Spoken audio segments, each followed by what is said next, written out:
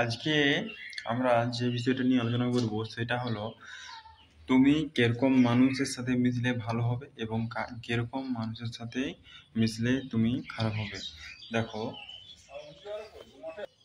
তুমি সারাদিন কিরকম মানুষের সাথে মেশো সেরকম তুমি হবে। যদি তুমি ভালো এবং ক্রিয়েটিভ মানুষজনের সাথে মেশো এবং কোনো বিজনেসম্যান, সেটা হতে পারে কোনো বিজনেসের, উনি যেভাবে বিজনেস এগিয়ে নিয়ে গিয়েছেন, ঠিক আছে, সেই সফলতার সূত্র, সে সেসব সূত্র তুমি ওনার কাছে শুনতে পারো, ঠিক আছে। যারা ধরো বিজনেসে খুব এগিয়েছে এবং তারা নিজেদের পেশায় এবং নিজেদের কাছে অনেক সফল হতে পেরেছে ওনাদের কাজেই, সেসব মানুষদের সাথে তুমি যদি মেলামেশা করো তাহলে তুমি অনেক ক্রিয়েটিভ আইডিয়া পাবে এবং ওনারাও তোমাদের প্রতি অনেক উৎফুল্ল এবং উৎকুচি হয়ে ওনাদের সেই সফলতার গল্প তোমাদের মধ্যে ওরা শেয়ার করতে চাইবে।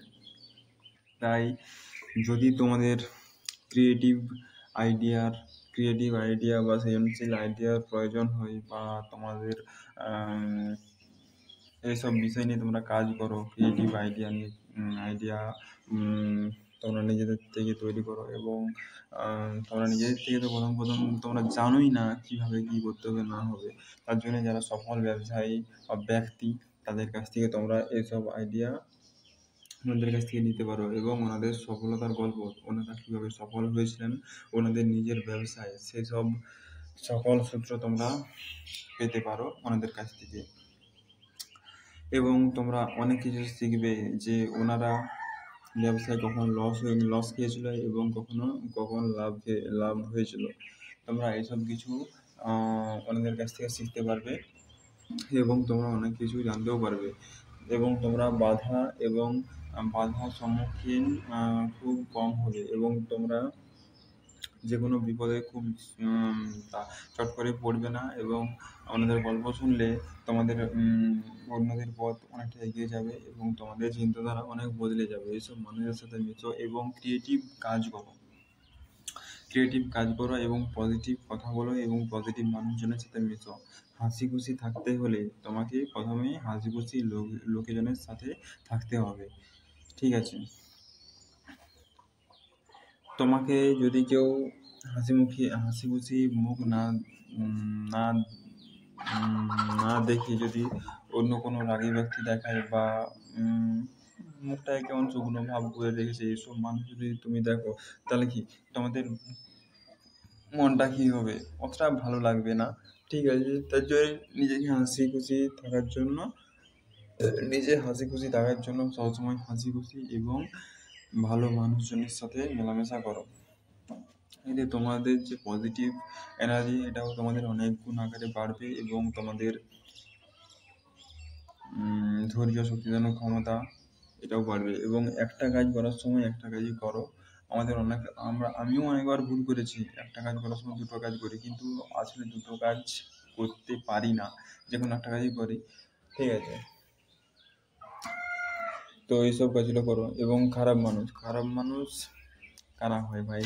খারাপ মানুষ দেখো, তুমি যদি কোনো নেশাগ্রস্ত মানুষজনের সাথে মেশো, কোনো ব্যক্তি গুটখা খাচ্ছে তার সাথে মেশো, ভাই তুমি তো খারাপ হবেই। এবং তুমি যদি ক্রিয়েটিভ আইডিয়ার সাথে যুক্ত না থাকো বা নিজেও যদি ক্রিয়েটিভ আইডিয়ার সাথে না যুক্ত থাকো তাহলে ভাই তুমি খারাপের দিকে তো যাবে ভাই। তুমি যদি পড়াশোনা না করো কীভাবে তুমি জীবনে সফল হতে পারবে বলো? তোমাকে পড়াশোনা করতে হবে এবং কলেজের আমাদের স্কুল কলেজ এসবের যে কী বলবো, ফাইভ থেকে যে আকারে যেভাবে পড়ানো হয়, ঠিক আছে, সেভাবে তুমি যদি পড়ে যেতে পারো ব্যাস 10 অবধি পড়ো ভাই। 5, 6, 7, 8, 9, 10 এই 5 বছর পড়ো টানা, ঠিক আছে। 5 থেকে 10 বাবারে যদি পড়তে পারো তোমাদের গোটাই সহজ লাগবে, কারণ এই 9, 10-এর অঙ্কই তুমি গোটাই পাবে। বিভিন্ন পরীক্ষায় ওই 9, 10-এর অঙ্ক পাবে তুমি, ওই পড়া অঙ্ক 9 আর 10 থাকে, ওই সব অঙ্কই তুমি গোটাই পাবে। হয়তো দু একটা আলাদা ধরনের হতে পারে কিন্তু বেশিরভাগই তুমি ওই 9, 10-এর অঙ্ক পাবে। তার জন্যে আমি